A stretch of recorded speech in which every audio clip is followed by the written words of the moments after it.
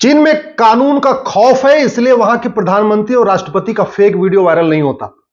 हमारा कानून घटिया है, न्यायिक व्यवस्था सड़ी हुई है, कानून का खौफ नहीं है, इसलिए हमारे प्रधानमंत्री का फेक वीडियो वायरल होता है। सिंगापुर में कानून का खौफ है, फटाफट दंड मिलता है, कठोर दंड मिलता है, इसलिए सिंगापुर के गृह मंत्री का वीडियो कभी वायरल नहीं होता, फेक वीडियो वायरल। हमारा कानून घटिया है, न्यायिक व्यवस्था सड़ी हुई है, मुकदमे 50 साल 40 साल चलते हैं, इसलिए हमारे देश के गृह मंत्री का फेक वीडियो वायरल हो रहा है। अब आप सोचिए, अगर प्रधानमंत्री और गृह मंत्री का फेक वीडियो वायरल हो सकता है, तो हमारी आपकी क्या औकात, आम जनता की क्या औकात। किसी का फेक वीडियो बना के आप वायरल कर दीजिए, उसकी इमेज खराब हो जाएगी, मुकदमा 30 साल 40 साल चलेगा, मुकदमा लड़ते लड़ते परेशान हो जाएगा आदमी। इसलिए मैं बार बार कहता हूं, कानून घटिया है, न्यायिक व्यवस्था सड़ी हुई है, इसको बदलना जरूरी है। अच्छा, आश्चर्य की बात यह कि इस फेक वीडियो पे आरोप प्रत्यारोप तो हो रहा है, लेकिन कोई पुलिस रिफॉर्म की बात नहीं कर रहा है, कोई जुडिशियल रिफॉर्म की बात नहीं कर रहा है, कोई एडमिनिस्ट्रेटिव रिफॉर्म की बात नहीं कर रहा है, कोई जस्टिस विद इन ईयर की बात नहीं कर रहा है। हमारे यहां कानून घटिया है, पुलिस सत्ता की गुलाम है, इसलिए कितने पत्रकारों को जेल हो चुकी है। मनीष कश्यप के ऊपर तो एनएसए भी लग गया था। इसके पहले टाइम्स नाउ की पत्रकार भावना किशोर को उठा के जेल में डाल दिया था पंजाब में। उसके बाद रचित कौशिक, उनको भी उठा के जेल में डाल दिया। उसके बाद अभी मनीष कुमार को नोटिस आ गया, जो कैपिटल टीवी वाले। अच्छा, जब हमारे पत्रकारों को पुलिस पकड़ती है तो इनको समझ में आता है कानून घटिया है, लेकिन ये छूटने के बाद भी पुलिस रिफॉर्म की बात नहीं करते, जुडिशियल रिफॉर्म की बात नहीं करते, इलेक्शन रिफॉर्म की बात नहीं करते, एडमिनिस्ट्रेटिव रिफॉर्म की बात नहीं करते। ये फिर अपने अपने काम में लग जाते हैं। सुधीर चौधरी जी को पुलिस ने पकड़ा, उन्होंने अपनी जमानत करा लिया। अमिश देवगन के खिलाफ एफआईआर हुआ, उन्होंने एफआईआर क्वेश करा लिया। टाइम्स नाउ के अपने रिपब्लिक के अर्नब गोस्वामी को पुलिस ने पकड़ा, अपनी जमानत करा लिया। लेकिन कभी रिफॉर्म की बात नहीं करते। अरे भैया, जब कानून घटिया रहेगा तो पुलिस जब मन चाहेगी जिसको गिरफ्तार कर लेगी, जब मन चाहेगी जिसको जेल में डाल देगी, आप लड़ते रहिए। अच्छा, कितनी बार ऐसा होता है कि जो फर्जी एफआईआर होता है, गलत एफआईआर होता है, लोग चैलेंज करते हैं हाईकोर्ट में। हाईकोर्ट उस एफआईआर को क्वेश भी कर देती है, लेकिन कभी आपने यह सुना कि जिसने एफआईआर लॉन्च किया था, फेक एफआईआर या गलत एफआईआर, उसको कोई दंड मिला हो? नहीं। तो जब फेक एफआईआर करने पे दंड नहीं मिलेगा तो झूठे एफआईआर होते रहेंगे। जब झूठी शिकायत करने पे दंड नहीं मिलेगा तो झूठी शिकायतें होती रहेंगी। जब झूठी गवाही देने पे दंड नहीं मिलेगा तो लोग झूठी गवाही देते रहेंगे। झूठा हलफनामा देने पे दंड नहीं मिलेगा तो झूठा लोग हलफनामा भी देते रहेंगे। जब झूठे मुकदमे दर्ज करने पे कोई दंड नहीं मिलेगा तो लोग झूठे मुकदमे भी लिखवाते रहेंगे। कितने सारे छेड़छाड़ के फर्जी मुकदमे होते हैं, कितने सारे दहेज के फर्जी मुकदमे होते हैं, कितने सारे एससी एसटी के फर्जी मुकदमे होते हैं। एक बार मुकदमा लिखा दिया, जिसके खिलाफ मुकदमा लिखा दिया उसकी तो जिंदगी बर्बाद हो गई, वो तो बेचारा अपना सब कुछ परेशान बर्बाद कर देता है। लेकिन जिसने झूठा मुकदमा लिखाया, जिसने झूठी गवाही दिया, जिसने झूठी शिकायत किया, जिसने झूठा मुकदमा लिखा, जिसने झूठी जांच किया, उसको कुछ होता है क्या? नहीं। आखिर भारत में जितनी समस्या है, ये चीन में क्यों नहीं है, सिंगापुर में क्यों नहीं है, जापान में क्यों नहीं है? मैं आप लोगों से हाथ जोड़ के निवेदन कर रहा हूं, एक बात अच्छी तरीके समझ लीजिए, डॉक्टर कितना ही अच्छा हो, अगर दवा घटिया होती है तो बीमारी ठीक नहीं होती है। ड्राइवर कितना ही अच्छा हो, गाड़ी अगर घटिया होती है तो यात्रा सुरक्षित नहीं होती है। मिस्त्री कितना ही अच्छा हो, सीमेंट बालू अगर ठीक नहीं होगा, घर सुरक्षित नहीं होगा। ऐसे शासक कितना ही अच्छा हो, जब तक नियम कानून अच्छा नहीं होगा तब तक शांति नहीं आएगी, अराजकता फैलती रहेगी। भारत में जितनी समस्या है उसका मूल कारण है हमारी गुलामी की पुलिस व्यवस्था, गुलामी की प्रशासनिक व्यवस्था, गुलामी की न्यायिक व्यवस्था। लेकिन आप लोग सब लोग मिलकर इसको बदलने की मांग नहीं करते।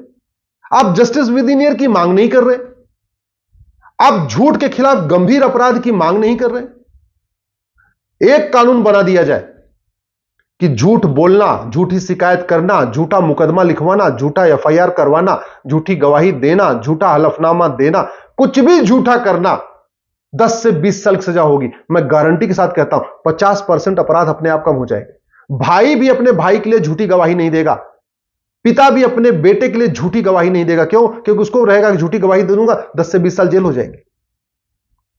एक बार भारत में नार्को पॉलीग्राफ ब्रेन मैपिंग कानून बन जाए, और भारत के सभी जिलों में एक एक लैब बन जाए नार्को टेस्ट करने के लिए, पॉलीग्राफ ब्रेन मैपिंग करने के लिए, इतना खौफ पैदा हो जाएगा कि लोग झूठ बोलना छोड़ देंगे और आधे मुकदमे अपने आप खत्म हो जाएंगे।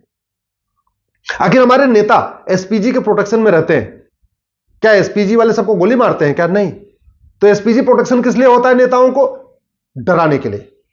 ये Y category security, Z category security हमारे नेताओं को मिलती है। वो क्या वाई कैटेगरी जो सिक्योरिटी चल रही है, जेड कैटेगरी किसी गोली मारता है क्या? नहीं। तो किस लिए है? सामने वालों को डराने के लिए। बॉर्डर पे हमारे बीएसएफ के लोग खड़े हुए हैं, क्या रोज सबको गोली मार रहे हैं क्या? बॉर्डर पे जो हमारी सेना खड़ी है वो केवल डराने के लिए, भाई अगर गड़बड़ करोगे फिर गोली मार देंगे। हमने राफेल खरीद लिया, बम गिराया किसी के ऊपर? नहीं। तो किस लिए खरीदा? डराने के लिए। हमने अग्नि मिसाइल बनाया, ब्रह्मोस मिसाइल बनाया, किसी के ऊपर चलाया क्या? नहीं। किस लिए बनाया? डराने के लिए। हमने परमाणु बम बना के रख लिया है, चलाया क्या किसी के ऊपर? नहीं। किस लिए बना के रखा हुआ है? डराने के लिए। ऐसे जो कठोर कानून बनाया जाता है, रोज रोज सबको फांसी देने के लिए नहीं होता है, ये डराने के लिए होता है, खौफ पैदा करने के लिए होता है कि भाई ठीक से रहो, अगर बदमाशी उल्टा सीधा किए तुम्हें 6 महीने साल भर के अंदर कठोर दंड मिलेगा। और भारत में तो पहले जस्टिस विद इन वीक था, 1 सप्ताह के अंदर मुकदमों का फैसला होता था। जस्टिस विद इन मंथ था, चाहे वो चंद्रगुप्त का समय हो, चाहे वो छत्रपति शिवाजी महाराज का समय हो, चाहे वो राजा विक्रमादित्य जी का राज हो, उस समय मैक्सिमम हो जस्टिस विद इन मंथ होता था। 1 महीने के अंदर तो फैसला हो ही जाता था। ज्यादातर मुकदमों का फैसला जस्टिस विद इन वीक होता था, 1 सप्ताह के अंदर हो जाता था। कुछ जो बहुत क्रिटिकल केसेस होते थे उसका केस 2-3 डेट पे चलता था, 2 डेट या 3 डेट पे चलता था, तो जस्टिस विद इन मंथ हो ही जाता था, 1 महीने के अंदर फैसला हो ही जाता था। और आज 20 साल, 30 साल, 40 साल, 50 साल मुकदमे चल रहे हैं और चलता जा रहा है, चलता जा रहा है। आज का पूरी पुलिस व्यवस्था, न्यायिक व्यवस्था, ये आम जनता के पक्ष में नहीं है, ये तो केवल और केवल दबंगों के पक्ष में है। और आप देख लीजिए, इतने सारे अपराध होते जाते हैं, लेकिन न किसी की नागरिकता खत्म हुई आज तक, न किसी को 100% प्रॉपर्टी जब्त हुई, न किसी को आजीवन कारावास फांसी हुआ।